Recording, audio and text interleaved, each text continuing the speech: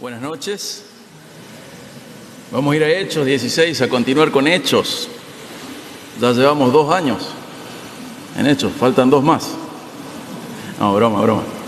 Creo que solo 1. En esta ocasión vamos a ver la libertad que hay en Cristo, de la esclavitud, del desorden, de la confusión, cómo el Señor trae libertad. En Hechos 13 vimos cómo comienza lo que suele llamarse como el primer viaje misionero de Pablo y se extiende por el 14.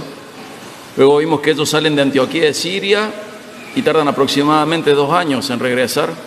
Luego vimos en Hechos 15 cómo está el concilio de Jerusalén, en donde se resuelve el problema derivado de no comprender la relación entre la ley de Moisés y el Evangelio. Y al finalizar Hechos 15 vemos cómo Pablo y Bernabé se separan porque no estaban de acuerdo y comienzan el segundo viaje misionero. Y Bernabé y Marcos van hacia Chipre y Pablo junto a Silas van hacia Siria y Cilicia. En Hechos 16 comienza sumando a Timoteo y a Lucas al equipo misionero que estaba formado por Pablo y Silas. Y ahí viajan a Macedonia, guiados por el Espíritu Santo para predicar el Evangelio ahí. Y ahí comienza la iglesia de los filipenses, en una colonia romana importante, llamada así en honor al padre de Alejandro el Magno, Felipe. Y esta es la primera iglesia en el territorio que hoy llamamos Europa.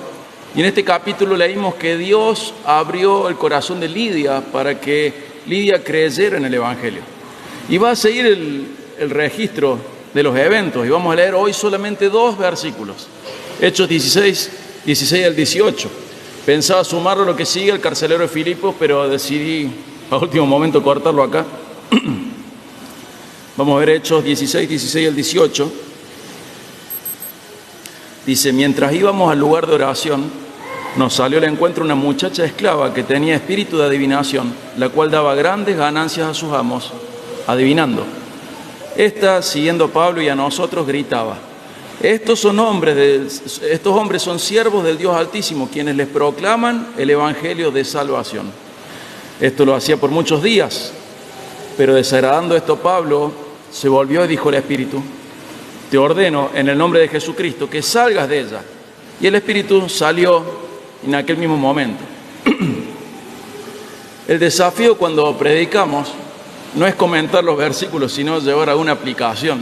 Nosotros tenemos que lograr una explicación del pasaje y luego llevar una aplicación. ¿Y saben qué? Hay muy poca aplicación. En los comentarios generalmente se comenta, hay exposición exegética, pero los que estamos convencidos de que la predicación tiene que llevar a la aplicación nos encontramos con un gran desafío. Así que vamos a comenzar por observar el texto y luego buscar aplicaciones. Y yo voy a dar de aplicación a algunos que son ejemplos, pero usted puede comprender que quizás hay aplicaciones que no contemplo y que usted tiene que encontrar. Lo primero que quiero señalar es la esclavitud. Habíamos leído que Lidia era alguien que vendía telas de púrpura. Era una persona de clase económica alta, con clientes que eran ricos, que eran de la alta sociedad. Pero esta muchacha que aparece acá en Hechos 16 al 18, ¿era qué? ¿Quién se da cuenta que era? Era esclava.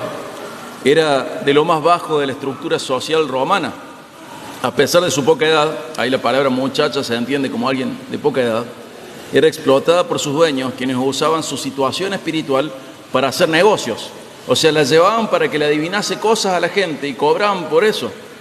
No solamente era esclava a nivel laboral, sino que también, sobre todo, y lo más importante, era esclava a nivel espiritual. Un demonio tenía posesión de ella, un demonio la poseía. Y este demonio le daba la capacidad de adivinar. Ahora, ¿cómo podría un demonio adivinar si un demonio no es omnisciente? Sabemos que los demonios no pueden ver lo no revelado. Sabemos que los demonios no son omniscientes. ¿Pero qué pueden hacer? Pueden conocer los patrones de conducta de las personas y prever. Pueden obtener información a través de la observación. Y también pueden manipular y persuadir a las personas a actuar de una determinada manera. En Efesios 2, 1 al 3, se describe a la persona sin Cristo como esclava de 3 cosas, ¿se acuerdan? Es esclava o está bajo liderazgo de su propia carne, de su naturaleza caída. También es esclava del sistema del mundo, pero también es esclava de Satanás. Entonces un demonio puede llevar a una persona, manipularla, persuadirla a hacer determinadas cosas,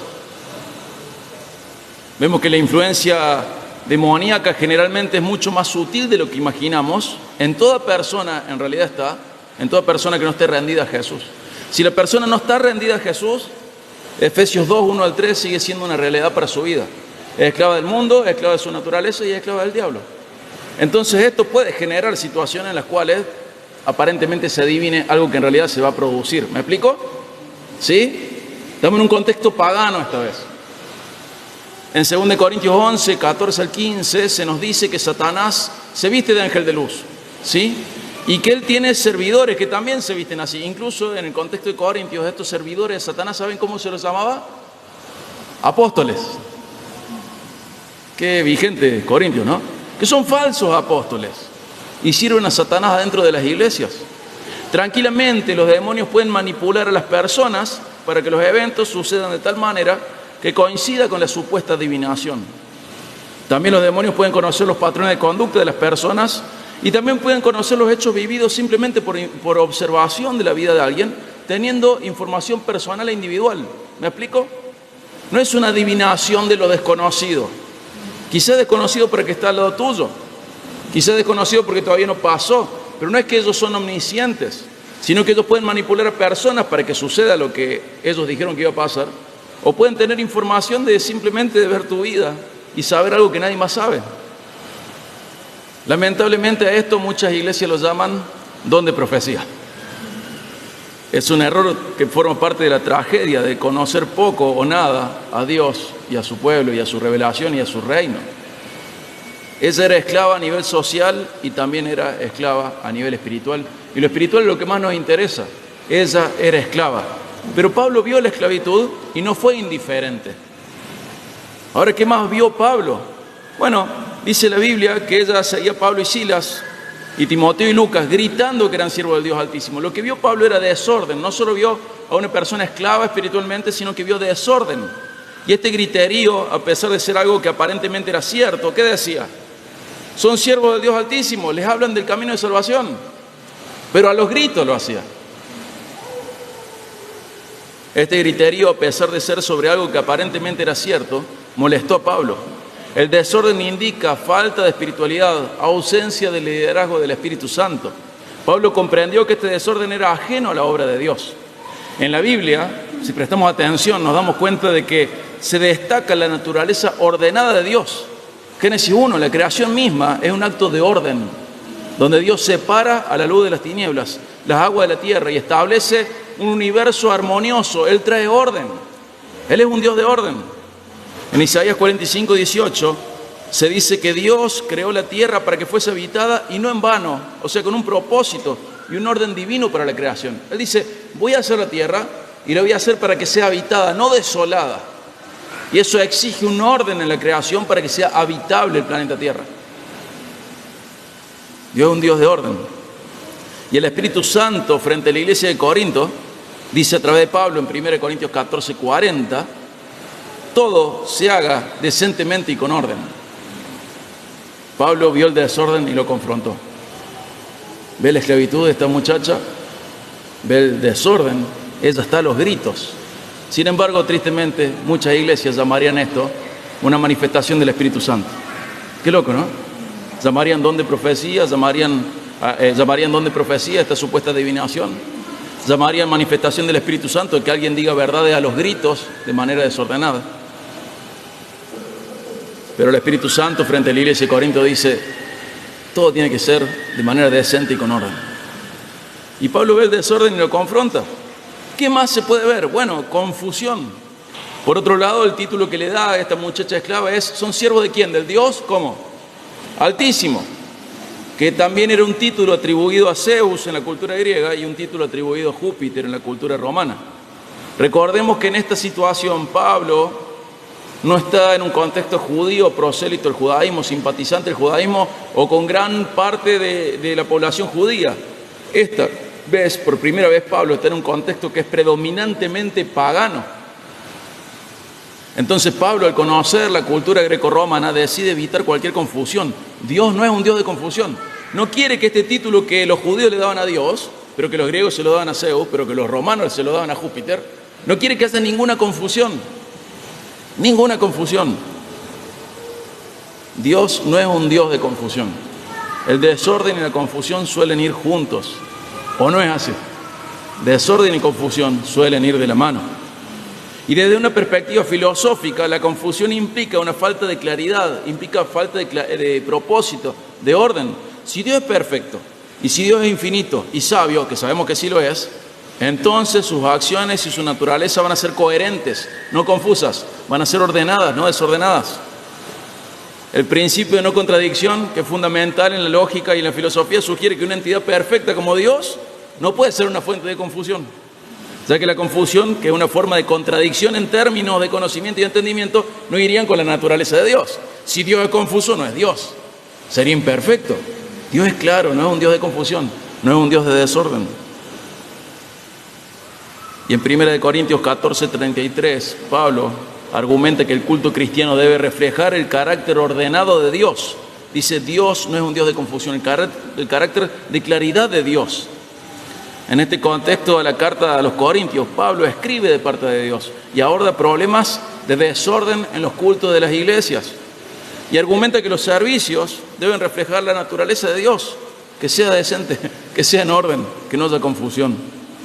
Debe ser conducido el culto de tal manera que edifique a los presentes, sin dar lugar al desorden, sin dar lugar a la confusión. Que las cosas sean claras, que la adoración congregacional, el culto, la reunión en general, sea edificante y comprensible, no caótica, ni confusa, ni desordenada.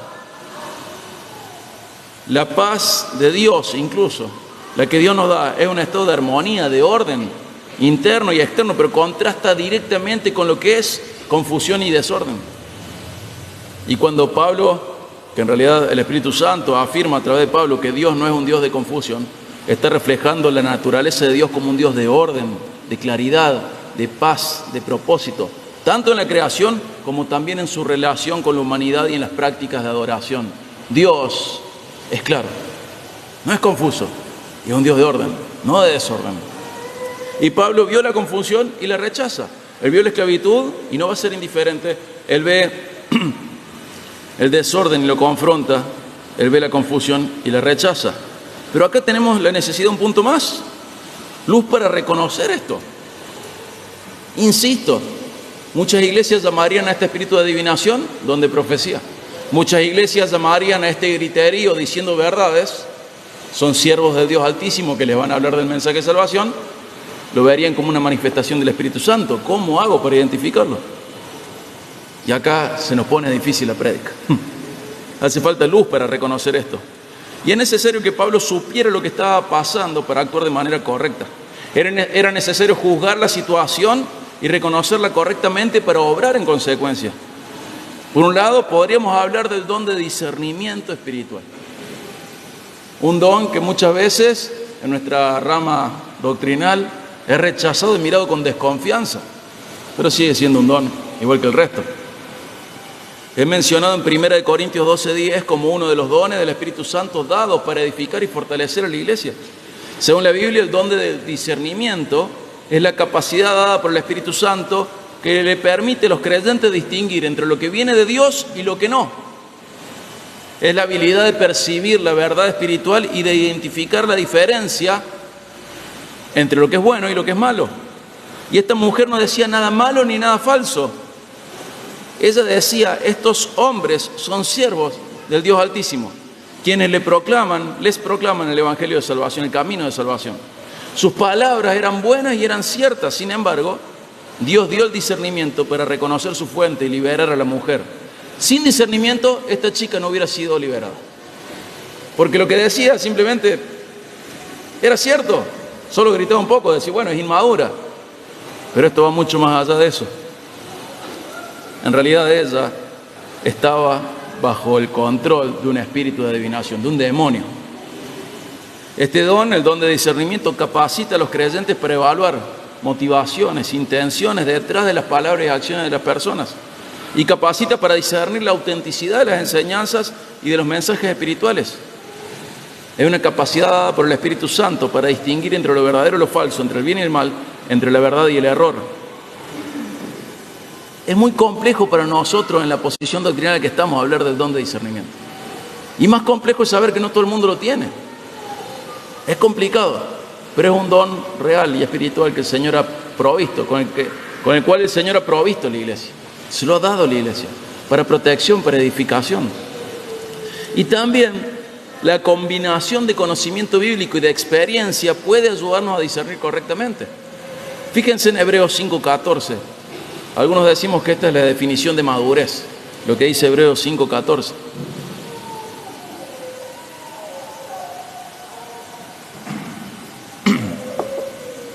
Dice Hebreos 5:14, pero el alimento sólido es para los adultos. ¿Qué tipo de adulto? Adulto espiritual. No está hablando de edad, sino que está hablando de condición espiritual.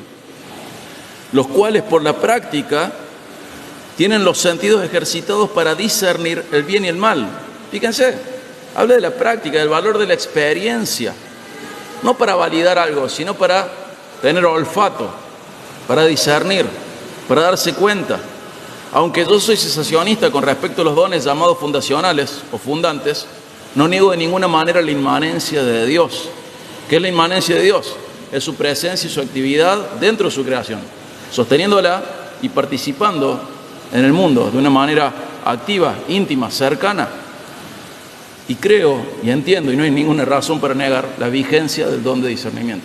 Y personalmente estoy convencido que lo que Pablo está usando acá es el don de discernimiento. Los corintios también eran desordenados, pero no los liberó. Les dijo, maduren. Pero esta chica, que también es desordenada, que grita, que dice verdades, la va a liberar en nombre de Jesús. Y personalmente no encuentro otra respuesta para esta actitud que no sea el don de discernimiento. Pablo se dio cuenta que esto estaba mal. Ya tenías razones para darte cuenta, razones bíblicas. Está desordenado. Es confuso. Ya tenías razones. Pero hace falta algo más para tomar la decisión que tomó. Entonces, a la luz de la Biblia podemos entender que el don de discernimiento está vigente y operativo y es un gran regalo de Dios para la iglesia, fundamentalmente para el liderazgo de cada congregación. Los dones son una expresión de la inmanencia de Dios, incluso aquellos, como este, que nosotros no logramos comprender en su totalidad. Dios no se fue de su creación. Dios sigue involucrado con su creación, sobre todo con su pueblo. Está presente. No es un abstracto, es una realidad en nuestras vidas. Y nos cuesta verlo así a veces, y muchos de nuestra postura doctrinal terminan negando la inmanencia del Señor. Pero eso no es cierto. Dios sigue involucrado. Dios sigue presente. Dios sigue cercano. Dios sigue íntimo. Y muchas cosas no pueden ser evaluadas correctamente sin el don de discernimiento. Pablo podía sospechar acerca de que algo estaba fuera de lugar en esta muchacha por el desorden y por la posibilidad de ser de confusión, pero realmente considero necesario que él haya discernido espiritualmente la situación para poder haber obrado como obró. No obró igual que con los corintios, obró de otra manera. Entiendo, insisto, que en nuestra rama doctrinal esto es muy difícil de procesar, pero es una realidad que nos atañe como iglesia. Dios sigue involucrado con su pueblo, le ha provisto dones y uno de ellos es el don de discernimiento. De todos modos, insisto también en esto, un buen conocimiento bíblico, un conocimiento bíblico sano y una vida espiritual práctica, real, madura, ayudan a tener discernimiento, que es lo que nos dice de otra manera Hebreos. A través del conocimiento bíblico y de la experiencia podés alcanzar cierto grado de discernimiento. Pablo pudo discernir y actuó en consecuencia. ¿Y cuál es la consecuencia? Libertad. Finalmente Pablo, en nombre de Jesús, manda al demonio a salir de la muchacha. ¿Y qué hace el demonio? Obedece y la deja libre. Esta prédica debería ir acompañada con la prédica de las señales apostólicas, de Hechos 3, 1 al 10, y también de una en donde analizamos la posesión de Satanás, de Judas por parte de Satanás en Juan 13, 18 al 38, en donde vemos ese caso, ¿no? Pero no voy a redundar en esos argumentos de las señales apostólicas, del protocolo de exorcismo. Ya vamos a ver en Hechos 19 un intento fallido de liberación. Pero este, hermanos, es el último registro que tenemos de una liberación. La de Hechos 19 va a fracasar. Y esta, que es la última liberación que tenemos registrada en la Biblia, es hecha por parte de un apóstol. Y forma parte de las señales de su apostolado. Insisto, tendríamos que escuchar la prédica de Hechos 3, 1 al 10, que dura casi una hora, la de Juan 13, 18 al 38, que también tiene su duración, donde hablamos de estas cosas. Pero lo más importante de esto es comprender que Jesús da libertad, ¿sí? No quiero meterme en el tema de las señales apostólicas otra vez, pero Jesús da libertad. Eso lo tenemos que comprender. Entonces, ¿qué hizo o qué pasó en esta situación? Hubo esclavitud y Pablo no fue indiferente a ella. Hubo desorden y Pablo lo confrontó. Hubo confusión y Pablo la rechazó. Y hubo luz para reconocer esto y Pablo pudo discernir y actuar en consecuencia. Y hubo libertad. Acompáñame Lucas 4, 16 al 19. Lucas 4, 16 al 19.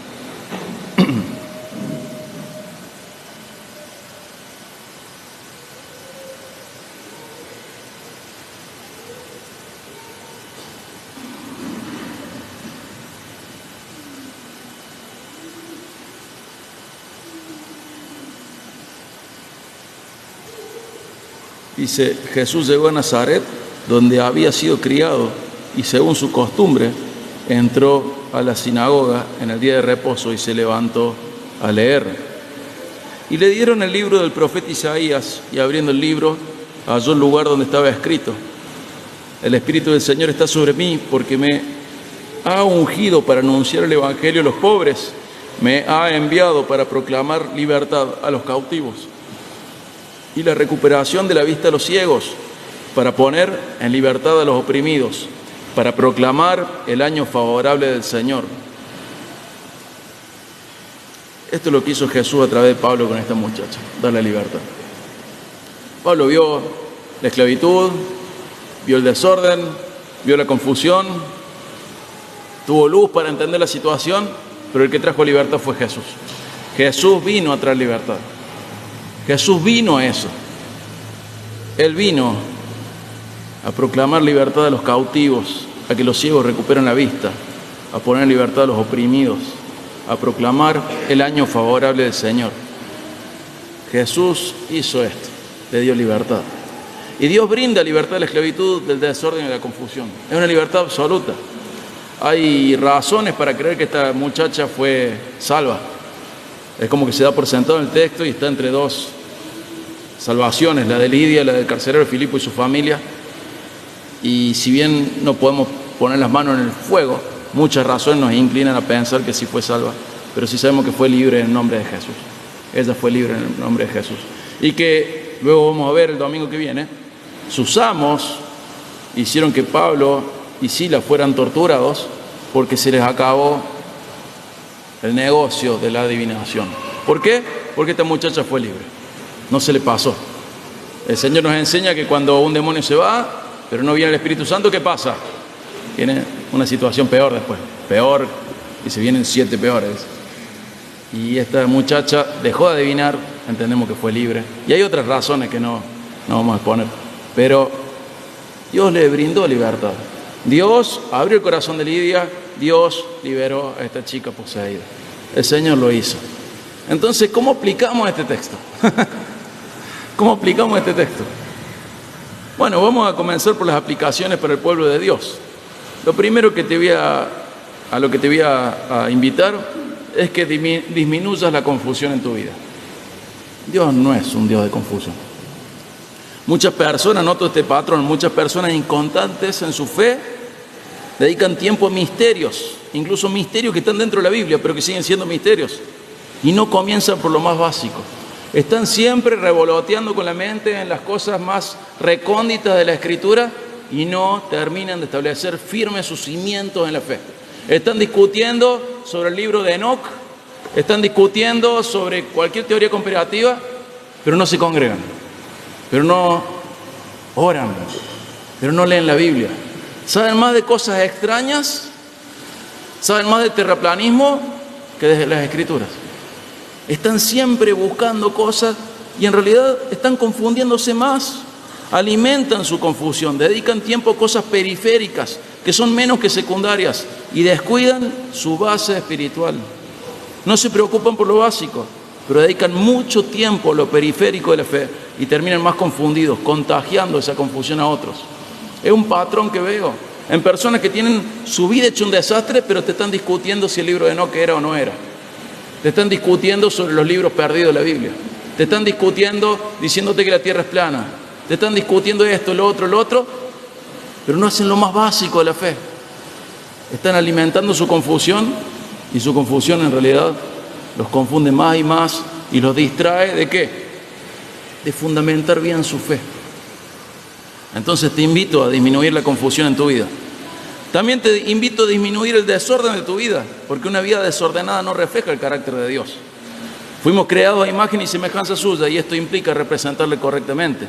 Y tenemos que honrar a Dios con una vida ordenada en cada área, incluyendo la vida de iglesia, incluyendo la vida laboral, incluyendo la vida matrimonial, incluyendo la vida paternal, parental.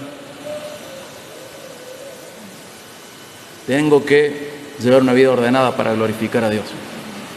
Nos cuidemos de no contagiar confusión, nos cuidemos de no contagiar desorden, confundiéndolo con libertad y gracia. Me gusta el desorden. Dios no es un Dios de desorden, es un Dios de orden. Pero mirá, en la libertad y en la gracia del Señor puedo hacer esto.